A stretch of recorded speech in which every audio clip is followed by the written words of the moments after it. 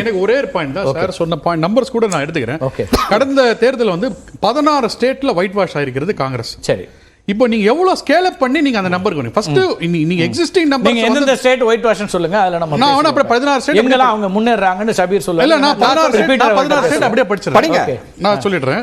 குயிக்கா சொல்லுங்க, ஏன்னா நேரம் குறைவா இருக்குல, எல்லாருக்குமா நேரத்துக்கு போணும். ஆந்திரா, ஓகே, டெல்லி. டெல்லி இப்ப என்ன? அச்சா சரி, அவர் சொல்றாரு. சரி, ஓகே, டெல்லி. உத்தராகண்ட், ஓகே, ராஜஸ்தான், இமாச்சல் பிரதேஷ், ஹரியானா, குஜராத், மத்திய பிரதேஷ், அருணாச்சல் பிரதேஷ், மத்திய பிரதேஷ். இது போக நான் சின்ன சின்ன யூனிட் டெரிட்டரிஸ் சொல்றேன். அப்புறம் என்ன கணக்கு? 16ன்னு சொல்லிட்டீங்க. எவ்வளவு எம்பி சீட் சார்? இப்ப இந்த பிரேக் கமிட்டி இல்ல, நான் இருந்தா சொல்றேன். ஹரியானால எப்படிப்பட்ட சூழ்நிலை நிலவுதுன்னு நீங்களே சொன்னீங்க. இப்பதான் சொன்னாரு சார், நீங்களே சொன்னீங்க. தப்பா நினைச்சுக்காதீங்க. ஹரியானா தேர்தலே முடிஞ்சு போச்சு. Correct sir. நான் என்ன சொல்றேன் சார், வந்து நான் ஒரு உதாரணம் எதுக்கு நான் கேட்டேன். ஹரியானா தேர்தலே முடிஞ்சு போச்சு. இல்ல, அமித் ஷா போயிட்டு வந்தார் அதுக்கு. இல்ல சார், அங்க என்ன பிரச்சனைனா சார், ஹரியானால பல இடங்கள்ல வேட்பாளர்கள் உள்ள போக முடியல, பிரச்சாரம் செய்வதற்கு இடம் இருந்துச்சு. நிலவரம் அப்படி இருந்துச்சுன்ற இருக்கலாம். அப்படின்னா வெற்றி எப்படி வரும்? அங்க வந்து ஒரு ஆட்சி கவர்ந்து சார். நீங்க இந்த நான் என்ன கேட்டேன் உங்கள்ட்ட, 16 மாநிலங்கள். நீங்க நம்ம வந்து இடங்களா பேசுவோம். ஏன்னா நார்த் ஈஸ்ட்ல எல்லாத்தையும் சேர்த்து மாநிலங்கள்னு சொல்லலாம். ஆனா எவ்வளவு இடங்கள், நாடாளுமன்ற இடங்கள் அப்படிங்கறத பார்க்க சொல்லல. அப்ப அதுல இருந்து எவ்வளவு வருது காங்கிரஸ் அப்படிங்கறத அவங்க ஒரு கணக்கு சொன்னாங்க. ஆச்சாரி, இல்ல, அதாவது நவநீத் விட்ட பாயிண்ட்ல இருந்து நான் தொடர்றேன். அதுக்கப்புறம் சரவணன், அதுக்கப்புறம் சபீர் அவர்கள் பேசுனது, அப்புறம் அண்ணன் பீட்டர் அல்போன்ஸ் பேசுனது. நான் எனக்கு ஒரு 3-4 நிமிஷம் மட்டும் டைம் வேணும். அவர் நவநீத் சொன்னது, நவநீத் சார் நீங்க கூட்டல் பெருக்கெல்லாம் பண்ணவே தேவையில்ல, நானே அந்த டேட்டா சொல்லிடுறேன். உத்தரப்பிரதேஷ், மத்திய பிரதேஷ், ராஜஸ்தான், குஜராத், ஹரியானா, மகாராஷ்டிரா, உத்தராகண்ட் 257 சீட்டு. அதுல நாங்க வாங்கின சீட்டு 224. போதுமா? அடுத்தது வந்து இது ஐ திங்க் சரவணனும் இது வந்து அக்ரி பண்ணுவாருன்னு நினைக்கிறேன். 224 சீட்டு சார் வாங்கினது 2019. நவநீத் அதுதான் சொன்னாரு. அதுதான் 257 வாங்கிடுவீங்க. ஒருவேளை மக்கள் ஓட்டு போட்டாங்கன்னா கண்டிப்பா ரொம்ப டென்ஷன் ஆகாதீங்க. அதாவது 4ஆம் தேதி நம்ம முழு நாள் நானும் நீங்களும் உட்காந்துதான் முழு நாள் ஜூன் 4 வச்சுக்கலாம். 4ஆம் தேதி 12 மணிக்கு மேல யார் ஸ்டுடியோ வர மாட்டீங்க அப்படின்னு யோசனை வேற ஓடிட்டே இருக்கு. யார் வருவா சார்? அப்படி கிடையாது.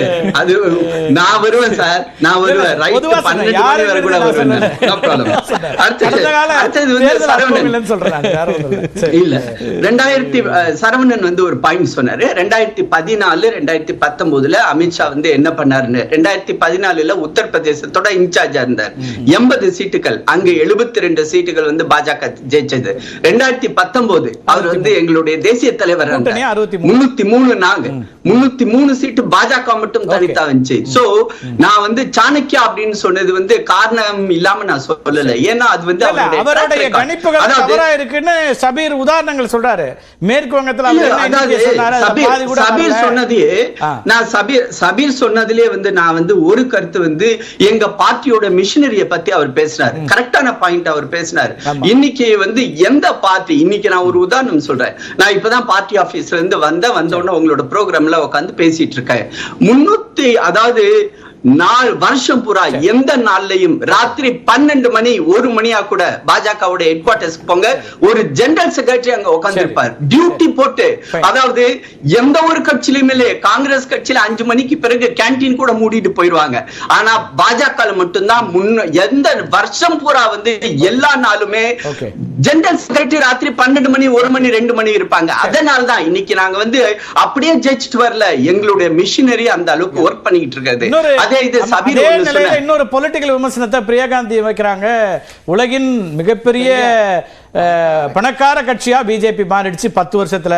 நாங்க 50 வருஷம் இருந்தோம், எங்களால அப்படி ஆக முடியல அப்படிங்கிறாங்க சார். அதாவது அவங்க வந்து ஓகே, இதுல வந்து நன்கொடை கொடுக்கறாங்க. அந்த நன்கொடை வாங்குறதுல என்ன தப்பு? இவங்க வாங்கலையா? இவங்க வந்து 10 வருஷம் இருந்தாங்க. UP 1 UP 2 நான் லிஸ்ட் போட்ட லிஸ்ட் போட்டு சொன்னேன்னு கட்சியுடைய வருமானம் வருதுன்றாங்க. இல்ல அதாவது நன்கொடை கொடுக்கிறது ஈவன் மைக்ரோ டொனேஷன் கூட நாங்க வந்து 18 கோடி பேர் வந்து எங்களுடைய மெம்பர்ஷிப் சார். எங்களோட மைக்ரோ டொனேஷன் 2000 ரூபாய் நாங்க கொடுத்தோம்னா எத்தனை கோடி ரூபாய் போய் சேரும். இவங்கள்ட்ட அப்படி இல்ல. ஏன்னா இவங்களுடைய பணம் எல்லாமே வாங்கினத 10 வருஷம் வாங்கினத அவங்க குடும்பத்துக்கு யூஸ் பண்ணிட்டாங்க, கட்சிக்கு யூஸ் பண்ணல. நான் இன்னொன்னு சொல்றேன் சார் சார்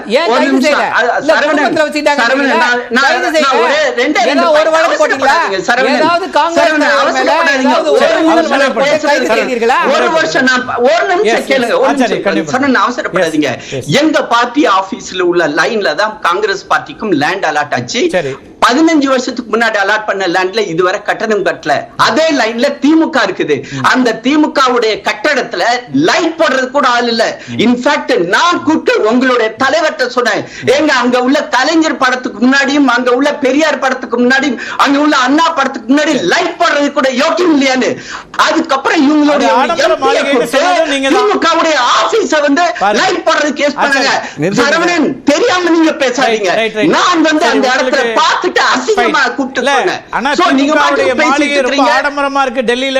விமர்சனத்தை வச்சதும் பிஜேபி தான்.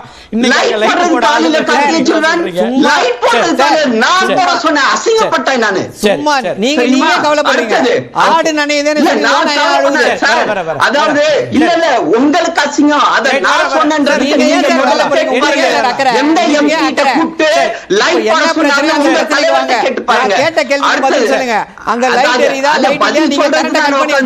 தெரியல.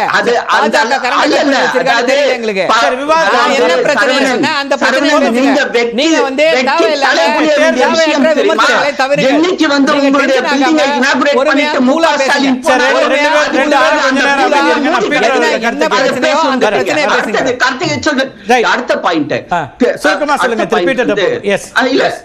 பீட்டர் அல்போன்ஸ் வந்து 2-3 பாயிண்ட் சொன்னாரு. அதாவது வந்து அந்த வார்த்தை முஜ்ரா அப்படின்ற வார்த்தை அவ்வளவு கெட்ட வார்த்தை கிடையாது. ஆக்சுவலி சொல்லுங்க சார், இதுக்கு முன்னாடி யாராவது ஒரு அரசியல் தலைவர் ஏதாவது ஒரு பிரதமர் இந்த வார்த்தையை சொல்லி யாரையாவது விமர்சனம் செய்திருக்கிறாரா? தப்பு இல்ல. இல்ல தப்பு இல்லையா? தப்பு இல்லையா? பேசுங்க, யாரையாவது ஒரு மேல பேசுங்க. உங்கள் மீது வழக்கு பாயுறதா இல்லையா பாருங்க. நீங்க பேசுங்க. யாரையாவது முஜ்ரான்ற வார்த்தையை சொல்லி யாரையாவது விமர்சனம் செய்யுங்க. உங்கள் மீது வழக்கு பாயுறதா இல்லையா பாருங்க.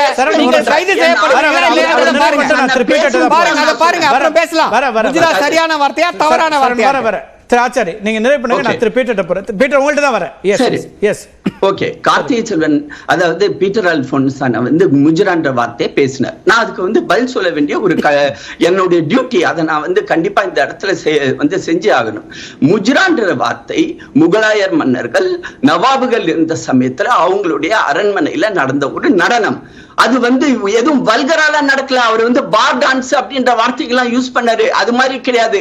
ஆனா அந்த இடத்துல எதுக்காக அந்த வார்த்தையை யூஸ் பண்ணப்பட்டது அப்படின்னா, பீகார் மாநிலத்துல ஒரு முஸ்லிமுடைய ஓட் பேங்கை மட்டுமே கவரும் விதத்துல அங்க உள்ள ஆர்ஜேடி காங்கிரஸ் வந்து கூட்டணி அமைச்சுக்கிட்டு அவங்கள வந்து பிரெயின் வாஷ் பண்ணிட்டு அதுக்காக அவங்க முன்னாடி கூட ஒரு நடனம் ஆடுற அளவுக்கு கூட இவங்க போறாங்கன்றதான் சொன்னாரே ஒழிய அந்த இடத்துல அது ஒரு பார் டான்ஸோ அல்லது ஒரு வல்கரான வார்த்தையோ கிடையவே கிடையாது.